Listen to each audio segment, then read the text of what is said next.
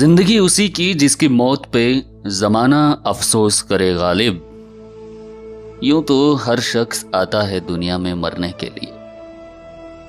बिल्कुल दोस्तों, ऐसे बहुत से चेहरे आते हैं और चले जाते हैं, लेकिन याद सिर्फ वही रहते हैं जिन्होंने इस देश और समाज को अपनी एक अलग छवि दी है, अपना एक अलग रूप दिया है और एक अपनी अलग दिशा दी है। ऐसे ही अगर मैं आपसे कहूं, दो शब्द हैं, दया और निस्वार्थ भाव, तो सबसे पहले आपके जहन में क्या आता है? कहते हैं कि अपने लिए तो सब जीते हैं, लेकिन जो अपने स्वार्थ को पीछे छोड़कर दूसरों के लिए काम करता है, दूसरों के लिए जीता है, वही महान होता है।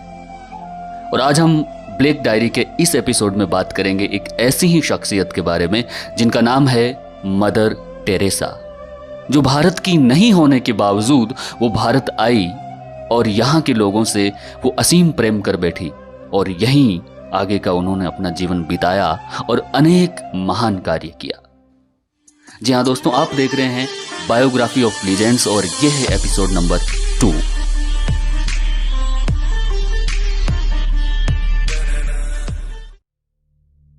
मदर टेरेसा, जिनका जन्म 26 अगस्त 1910 को स्कोप्जे में हुआ, जो कि अब मसेडोनिया में है। उनके पिता निकोला एक साधारण व्यवसायी थे और जब वो मात्र 8 साल की थी तभी उनके पिता परलोक सिधार गए, जिसके बाद उनके लालन पालन की सारी जिम्मेदारी उनकी माता द्राना पर आ गई। वो 5 भाइयों में सबसे छोटी थी। वो एक सुंदर, अध्ययनशील और परिश्रमी लड़की थी। पढ़ाई के साथ साथ गाना गाना उन्हें बेहद पसंद था और ऐसा माना जाता है कि जब वो मात्र 12 साल की थी तभी उन्हें ये अनुभव हो गया था कि वो अपना सारा जीवन मानव सेवा में लगाएंगी। और जब वे 18 साल की हुई तो उस उम्र में उन्होंने सिस्टर्स ऑफ लोरेटो में शामिल होने का फैसला किया। तत्पश्चात वो आयरलैंड गई, जहां उन्होंने अंग्रेजी भाषा सीखी। सिस्टर टेरेसा आयरलैंड से 6 जनवरी 1929 को कोलकाता में लोरेटो कॉन्वेंट पहुंची। वो एक अनुशासित शिक्षिका थी और विद्यार्थी उन्हें बेहद स्नेह करते थे। उनका मन शिक्षण में पूरी तरह रम गया था, पर उनके आसपास जो गरीबी और दरिद्रता और जो लाचारी जो फैली हुई थी, उससे उनका मन बहुत अशांत रहा करता था। 1943 के अकाल में शहर में बड़ी संख्या में मौतें हुई और लोग गरीबी से बेहाल हो गए। 1946 के हिंदू मुस्लिम दंगों से तो कोलकाता शहर की स्थिति और भयावह हो गई। वर्ष 1946 में उन्होंने गरीबों, असहायों, बीमारों और लाचारों की जीवन पर्यंत मदद करने का मन बना लिया और इसके बाद मदर टेरेसा ने पटना के होली फैमिली हॉस्पिटल से आवश्यक नर्सिंग ट्रेनिंग पूरी की और 1948 में वापस कोलकाता आ गई और वहां से पहली बार वो तालतला गई, जहां वो गरीब बुजुर्गों की देखभाल करने वाली संस्था के साथ रही। उन्होंने मरीजों के घाव धोए, उनकी मरहम पट्टी की और उन्हें दवाइयां दी। धीरे धीरे उनके कार्य से लोगों का ध्यान वो अपनी तरफ खींचती रही और इन लोगों में देश के उच्च अधिकारी और भारत के प्रधानमंत्री भी शामिल थे, जिन्होंने उनके काम की सराहना की। मदर टेरेसा के अनुसार इस कार्य में शुरुआती दौर बेहद कठिन था। वो लोरेटो छोड़ चुकी थी, इसलिए उनके पास कोई आमदनी नहीं थी। उनको पेट भरने तक के लिए दूसरों की मदद लेनी पड़ती थी। जीवन के इस महत्वपूर्ण पड़ाव पर उनके मन में बहुत उथल पुथल हुई। अकेलेपन का एहसास हुआ और लोरेटो की सुख सुविधाओं में वापस लौट जाने का ख्याल भी आया, लेकिन उन्होंने हार नहीं मानी। 7 अक्टूबर 1950 को उन्हें वेटिकन से मशीनरीज ऑफ चैरिटी की स्थापना की अनुमति मिली। इस संस्था का उद्देश्य भूखों, निर्वस्त्र, बेघर लंगड़े लूले, अंधों और चर्म रोग से ग्रसित ऐसे लोगों की सहायता करना था जिनके लिए समाज में कोई जगह नहीं थी। मदर टेरेसा ने निर्मल हृदय और निर्मला शिशु भवन के नाम से आश्रम खोले। निर्मल हृदय का ध्येय असाध्य बीमारियों से पीड़ित रोगियों व गरीबों की सेवा करना था जिन्हें समाज ने बाहर कर दिया हो। निर्मला शिशु भवन की स्थापना अनाथ और बेघर बच्चों की सहायता के लिए हुई। वो कहते हैं ना, सच्ची लगन और मेहनत से किया गया काम कभी असफल नहीं होता। ये कहावत मदर टेरेसा के साथ सच साबित हुई। मदर टेरेसा को मानवता की सेवा के लिए अनेक अंतर्राष्ट्रीय सम्मान और पुरस्कार प्राप्त हुए। भारत सरकार ने उन्हें 1962 में पहले पद्मश्री और 1980 में उन्हें देश के सर्वोच्च नागरिक सम्मान भारत रत्न से नवाजा और संयुक्त राज्य अमेरिका ने उन्हें वर्ष 1985 में मेडल ऑफ फ्रीडम से अलंकृत किया। मानव कल्याण के लिए किए गए कार्यों की वजह से मदर टेरेसा को 1979 में नोबेल शांति पुरस्कार मिला। उन्हें यह पुरस्कार गरीबों और असहायों की सहायता के लिए दिया गया। मदर टेरेसा ने नोबेल पुरस्कार की $1,92,000 की धनराशि गरीबों के लिए एक फंड के तौर पर इस्तेमाल करने का निर्णय लिया। मदर टेरेसा को कई सालों से दिल व किडनी की परेशानी थी। 1997 में जब उनकी हालत बिगड़ती चली गई, उन्होंने मार्च 1997 को मशीनरीज ऑफ चैरिटी के मुखिया का पद छोड़ दिया और 5 सितंबर 1997 को कोलकाता में उनका देहांत हो गया। जिनका कहना था कि यदि हमारे बीच शांति की कमी है तो वह केवल इसलिए क्योंकि हम भूल गए हैं कि हम एक दूसरे से संबंधित हैं। अगर उनकी यह शिक्षा समाज अपनाता रहे तो निश्चित रूप से उनसे एक नई दिशा मिलेगी और सामाजिक सौहार्द हमेशा बना रहेगा। ऐसी महान शख्सियत को ब्लैक डायरी करता है नमन। इसी तरह की बायोग्राफीज को हम और किस बेहतर तरीके से आप तक पहुंचा सकते हैं, ये आप हमें जरूर बताएं। कमेंट बॉक्स में अपने व्यूज हमारे साथ शेयर करें और जाते जाते ब्लैक डायरी का आप कोई भी वीडियो मिस ना करें, इसके लिए आप हमें सब्सक्राइब कीजिए और जो घंटे का बटन आपको नजर आ रहा है उसे भी आप दबा दीजिए। शुक्रिया।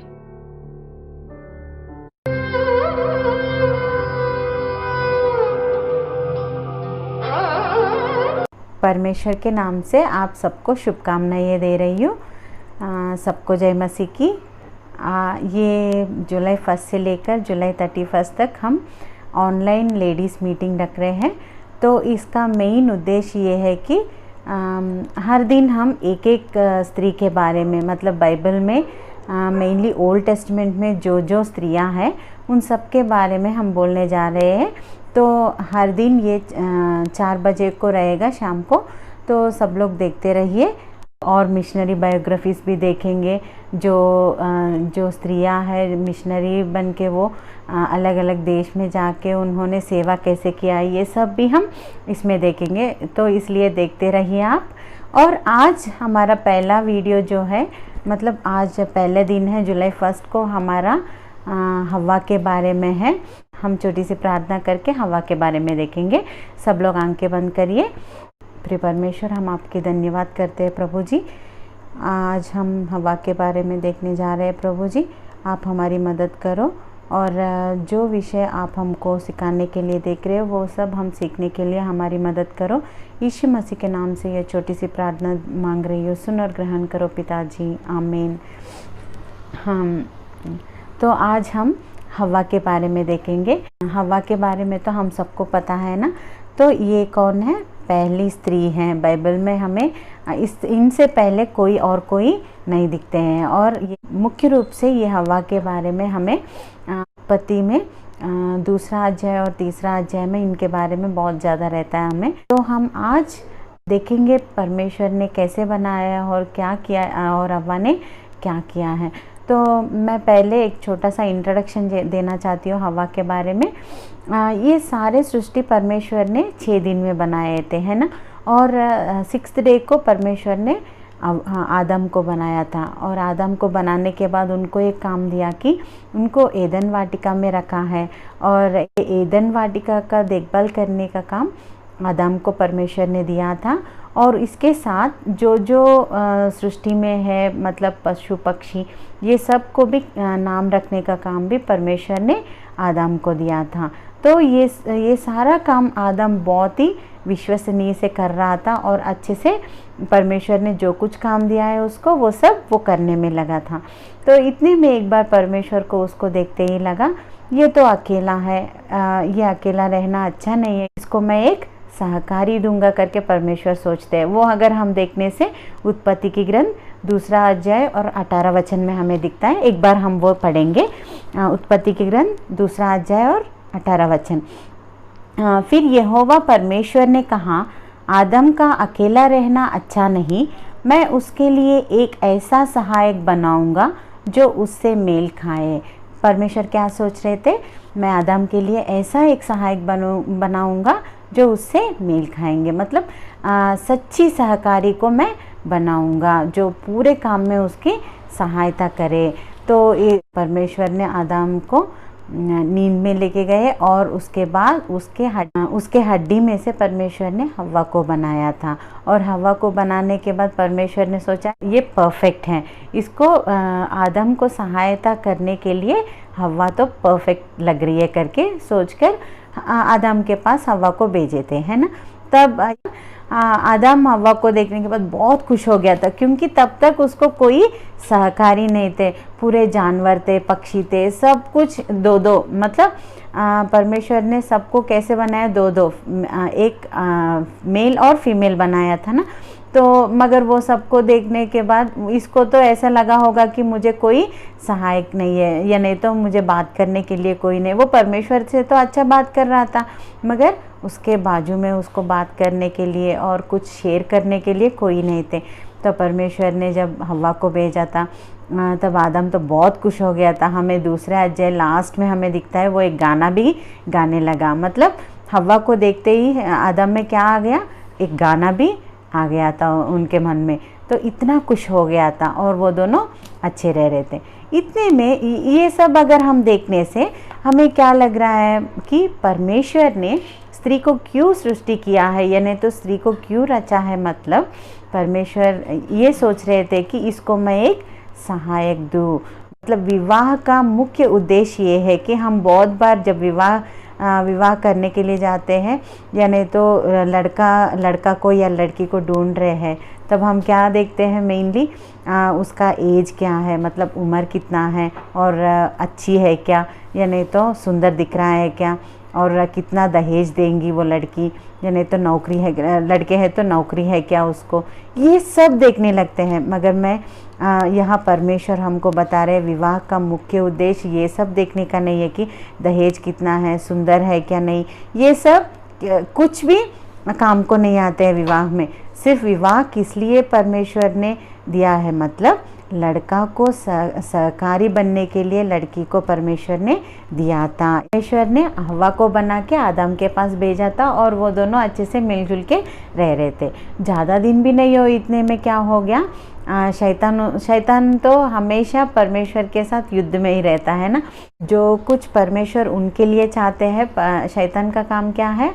उनसे दूर करने का, है ना। तो आदम और हवा को बना के अच्छे से एदन वाटिका में रखे थे ना।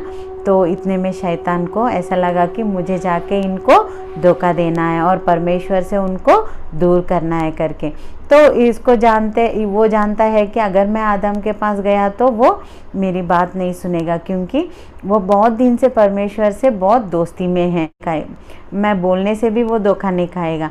तो यही अच्छी समय है, तो यही अच्छी समय है क्या हवा अकेली घूम रही है एदन वाटिका में, तो मुझे हवा के पास अगर मैं गया तो मेरा काम हो जाएगा करके वो हवा के पास आया। तो वो सांप हवा के पास आके क्या पूछ रहा है?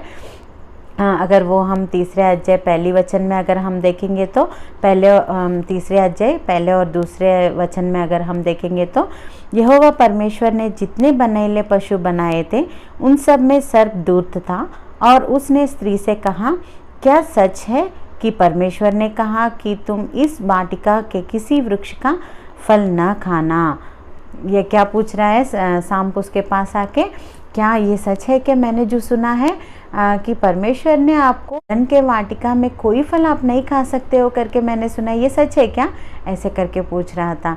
तब तुरंत हव्वा क्या बोल रही है, देखो दूसरे वचन में अगर हम देखेंगे तो स्त्री ने सर्प से कहा, इस वाटिका के वृक्षों के फल हम खा सकते हैं, पर जो वृक्ष वाटिका के बीच में है उसके फल के विषय में परमेश्वर ने कहा कि न तो तुम उसको खाना और न उसको छूना, नहीं तो मर जाओगे।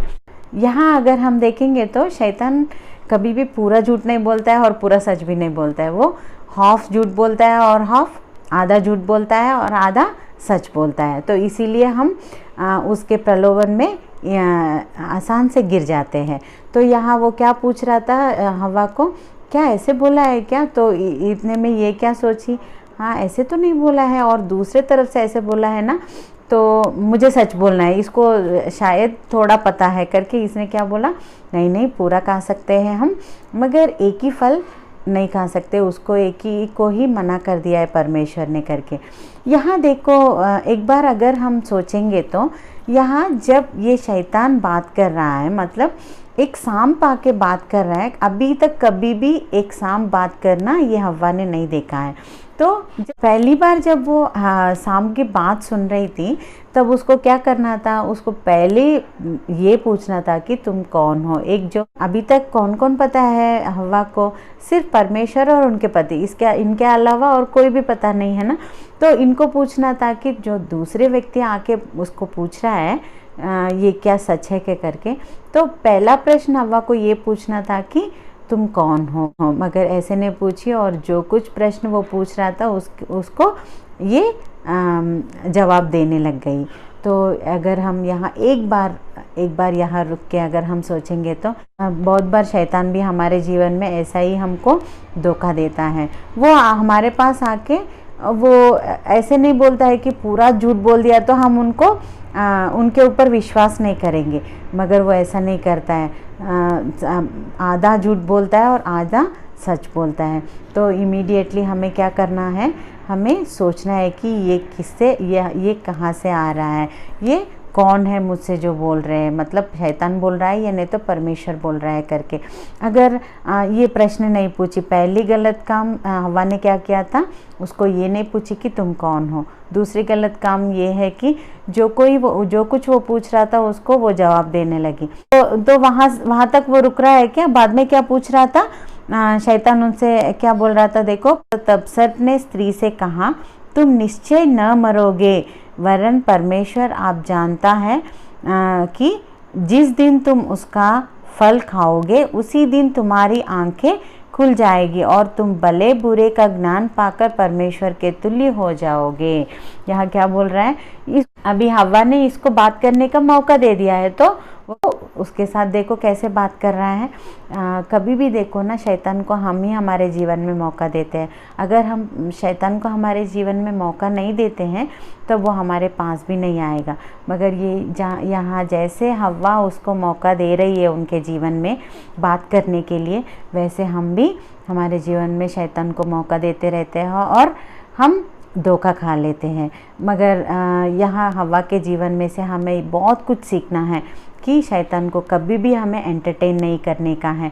अगर यहाँ देखो वो पूरा बात करने लगा और कैसे इसको फटाने लगा। देखो पहले बोल रहा था कि ऐसे बोला है ना, तो तुम बिल्कुल नहीं मरोगे, मगर कैसे बन जाओगे, परमेश्वर के तुल्य बन जाओगे। इतने में उसको हव्वा को ऐसे लगा कि हाँ क्या इसीलिए परमेश्वर ने उनके समान हम बन जाएंगे करके ही ये फल खाने के लिए मना कर दिया है। देखो कितना बुरी बात है ये। अभी तक कितना प्यार किया परमेश्वर ने इनको और सब कुछ जो जो इनको चाहिए वो सब परमेश्वर ने इनको दिया था, और ये कितना धोखा खा ली शैतान के बातों से। और कितना धोखा खा ली अगर हम यहाँ देखने से परमेश्वर जो उनको बहुत ही प्यार कर रहे थे इस दुनिया में, मतलब तब तक उनको और कोई भी पता नहीं था ना परमेश्वर के अलावा, इतना प्यार करने वाले को भी वो भूल गई थी। और उनके पति नहीं याद आए, परमेश्वर भी नहीं याद आए थे उनको, इतना शैतान ने उसको फटाया था। और उसके बाद जब शैतान ये सब बोलने लगा, हव्वा को कैसे वो फल कैसे दिखने लगा, देखो एक बार हम देखेंगे। अगर 6th वर्स में अगर हम देखने से तो जब स्त्री ने देखा कि उस वृक्ष का फल खाने में अच्छा और देखने में मनभाऊ और बुद्धि देने के लिए चाहने योग्य भी है। क्या क्या बोल रही है यहाँ, खाने में अच्छा दिख रहा है, अभी तक नहीं दिखा उसे खाने में अच्छा, मगर अभी जब भी शैतान उसको बोला तब से वो कैसा दिखने लगा, अच्छा दिखने लगा। खाने में अच्छा दिखना मतलब वो बहुत अच्छा लगेगा, टेस्ट बहुत अच्छा लगेगा ऐसा लग रहा है उसको। और उसके बाद में देखने में मनभाऊ है, मतलब बहुत अच्छा है, देखने में बहुत सुंदर दिख रहा है, ऐसे करके है उसके मन में। और बुद्धि देने के लिए चाहने योग्य भी है, क्या लग रहा है, ये मुझे बुद्धि भी देगा करके ये सोच रही है। यहाँ अगर हम एक बार रुक के सोचेंगे तो यहाँ शैतान उसको क्या क्या दिखा रहा है, यहाँ अगर हम देखने से वही हमको पहले यूहन्ना के पत्र और दूसरे अध्याय में हमको यही दिखाई देता है कि शरीर की अभिलाषा, नेत्र की अभिलाषा और जीविका का घमंड, ये तीनों यहाँ शैतान हव्वा को दिखाई दे रहा है ना। देखो यहाँ वो बोल रही है खाने में अच्छा है, इसका मतलब क्या है, शरीर की अभिलाषा है ये, मतलब शरीर को ये अच्छा लगेगा, खाने में बहुत टेस्टी लगेगा, ऐसे करके शरीर की अभिलाषा दिखा रहा है। और देखने में मनभाऊ मतलब आंखों को दिखा रहा है, मतलब नेत्र की अभिलाषा दिखा रहा है। और बुद्धि देने के लिए चाहने योग्य भी है, बुद्धि देगा मतलब अगर मैं ये बुद्धि पालूंगी तो मैं बहुत फेमस बन जाऊंगी, ऐसे करके परमेश्वर जैसे मैं बन जाऊंगी करके उसके मतलब इसको क्या बोलते हैं, जीविका का घमंड, जीविका का घमंड बोलते हैं। देखो ये 3 साधन शैतान ने हव्वा को फटाने के लिए ये 3 साधन को इस्तेमाल किए थे। तब हव्वा को ही नहीं, अभी हमको भी शैतान किस चीज़ों से प्रलोभन कर रहा है बताओ, यही 3 चीज़ों से। क्या क्या है वो, शरीर की अभिलाषा, नेत्र की अभिलाषा और जीविका का घमंड। कैसे बताओ, जो कुछ हमें प्रलोभन आ रहे हैं, मतलब ये बहुत अच्छा है देखने में, ऐसे लग रहा है वो नेत्र की अभिलाषा है। ये अगर मैं बहुत अच्छा बड़ा घर बनाऊँ और बहुत सारे पैसे कमाऊँ, ऐसे लग रहा है वो क्या है, जीविका का घमंड है। और ये ड्रेस मुझे बहुत अच्छा लगेगा पहनने में, अगर मैं बहुत सुंदर दिखूंगी, ये सब क्या है, शरीर की अभिलाषा। जो कुछ प्रलोभन हमारे जीवन में आते हैं वो सारे ये तीनों चीज़ों में ही, मतलब ये तीन जो संसार की अभिलाषा है इनके इसमें ही वो सब आते हैं। तो ये 3 क्या है, शैतान के साधन है हमको फटाने के लिए। तो इसीलिए मैं ये बोल सकती हूँ कि कभी भी हमको ऐसे वाले, मतलब जो कुछ योजनाएं हमारे मन में आ रहा है, प्रलोभन हमारे मन में आ रहे हैं, पहले हमको ये ध्यान देना है कि वो कहाँ से आ रहे हैं। अगर देखो परमेश्वर से हमें कभी भी अच्छे ही आते हैं प्रलोभन, कभी भी गलत प्रलोभन नहीं आते हैं, है ना। तो तुरंत हमको ये पता लगाना है कि ये कहाँ से आ रहा है, परमेश्वर से आ रहा है या नहीं तो शैतान से आ रहा है। अगर हमको मालूम चला कि ये शैतान से आ रहा है, तुरंत हमको वहाँ से निकल जाना है।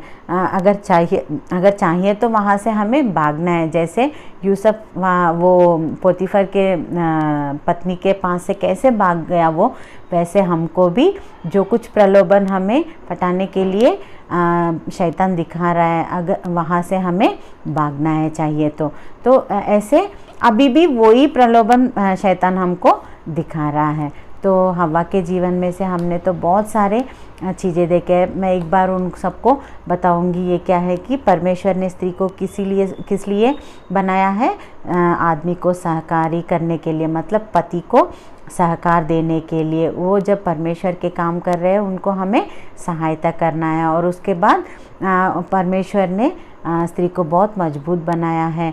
तो हमारे योजनाएं अच्छे रहना चाहिए।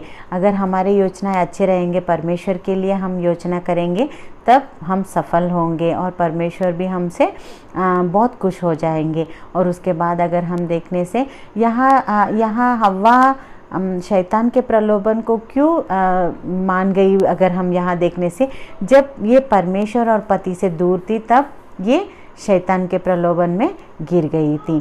मतलब इसका मतलब है हम परमेश्वर से कभी भी दूर नहीं रहना चाहिए। उनके संगति में हमेशा हमें रहना चाहिए। हमेशा हमें प्रार्थना करना है और वचन पढ़ना है। तब अगर हम प्रार्थना करते हुए हमेशा वचन पढ़ते रहेंगे, हम शैतान की योजनाओं से यानी तो शैतान के प्रलोभन से हम दूर रहेंगे। वो हमारे पास नहीं आ सकता है। अगर आएगा तो भी हम उसके ऊपर जीत पाएंगे। इसीलिए हमेशा हमें परमेश्वर के संगति में रहना है। अगर मैं एक बात बताती हूँ यहाँ, अगर पति को परमेश्वर से अच्छा संबंध है और पत्नी को परमेश्वर से अच्छा संबंध है, तो पति और पत्नी के बीच में भी अच्छा सत्संबंध रहता है। तो तब ये तीनों के बीच में अच्छा सा ट्रायंगल रहता है। तो अगर ये अच्छा सा ट्रायंगल अगर हम मेंटेन करेंगे तो हमारे बच्चे जो है ना, ये ट्रायंगल के बीच में बहुत सुरक्षित रहते हैं। ये अगर मैं यहाँ दिखा रही हूँ, ये ट्रायंगल के बीच में बच्चे हमेशा सुरक्षित रहते हैं। हमेशा हमको क्या करना है, परमेश्वर से सत्संबंध रखना है और हमारे पति से भी सत्संबंध रखना है, तब हमारे बच्चे सुरक्षित रहते हैं।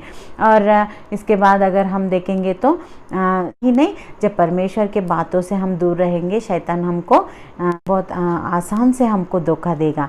इसीलिए हमें हमेशा हमारे मन में क्या रहना है, परमेश्वर के वचन रहना चाहिए और परमेश्वर से ही हमें हमेशा जुड़ के रहना चाहिए।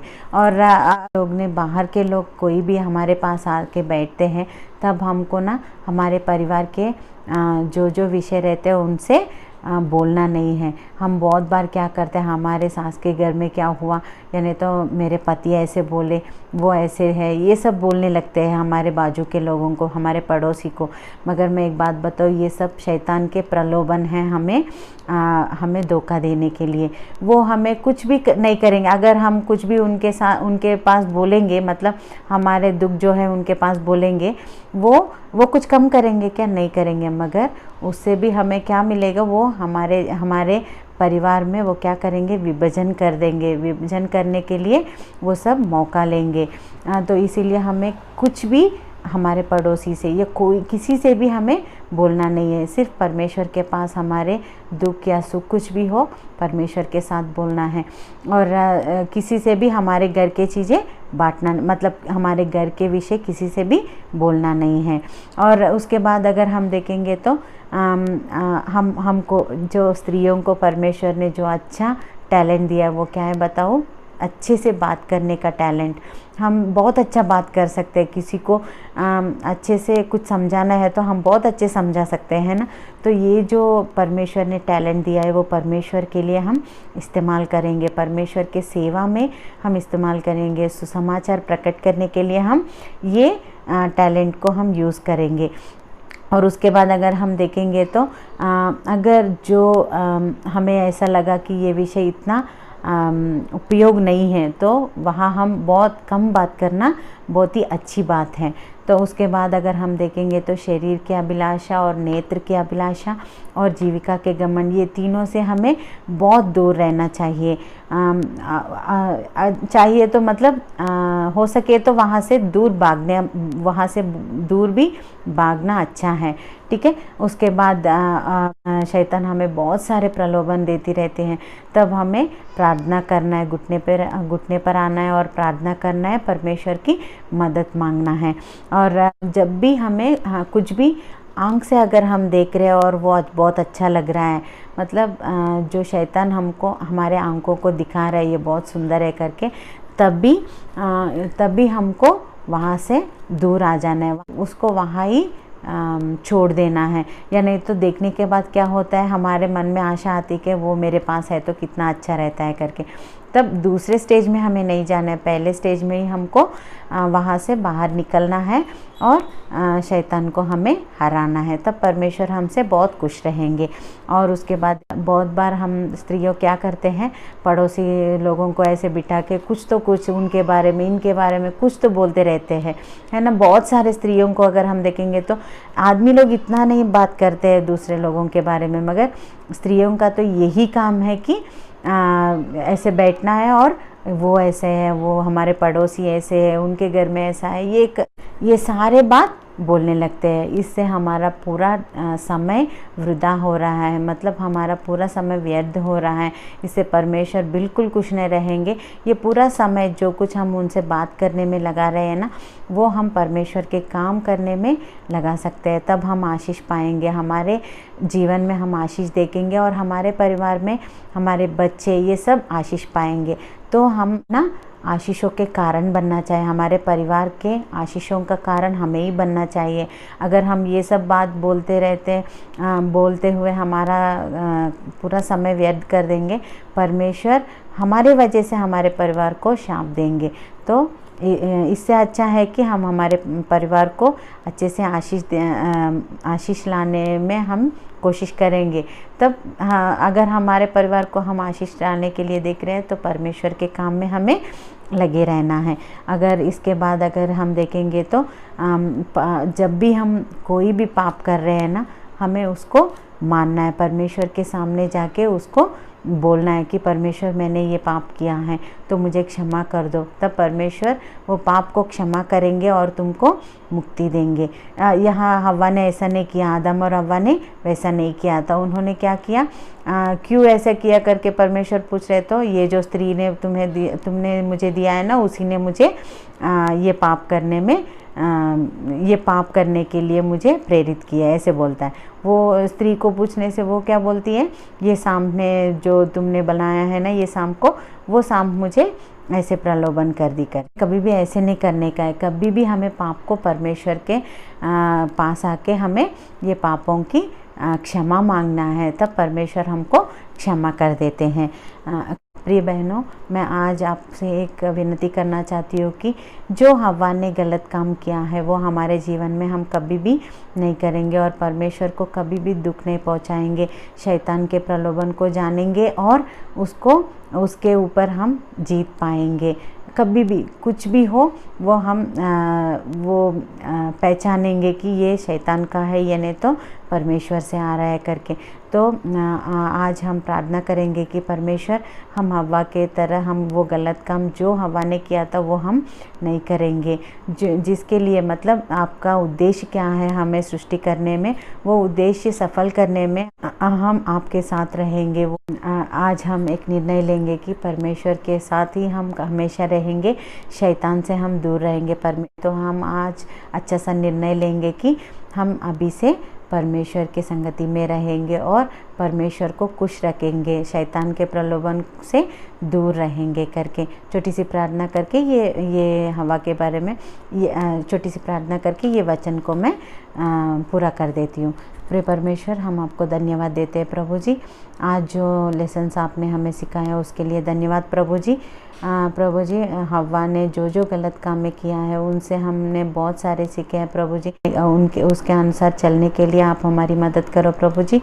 यीशु मसीह के नाम से ये छोटी सी प्रार्थना मांग रही हूँ, सुनो और ग्रहण करो पिताजी, आमीन।